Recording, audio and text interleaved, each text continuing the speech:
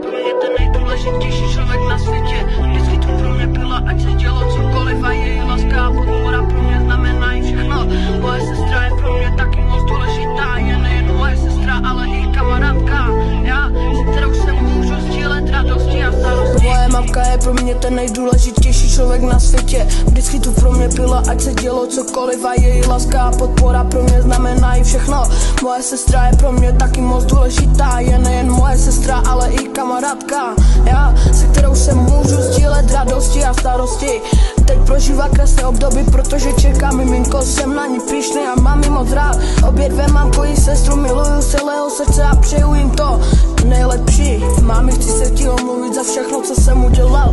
Nikdy jsem nechtěl být takový, nikdy jsem nechtěla, abys kvůli mě cítila bolest nebo starosti. Vím, že teď musím jít do pasteku a je mi to líto, že tě cím zklamu moc. Mě mrzí všechny moje chyby, i když to tak možná někdy nevypadalo. Mám tě rád víc než cokoliv na světě. Děkuju ti za všechno, co jsi pro mě udělala, kdy udělala, a slibuju, že se pokusím být lepší.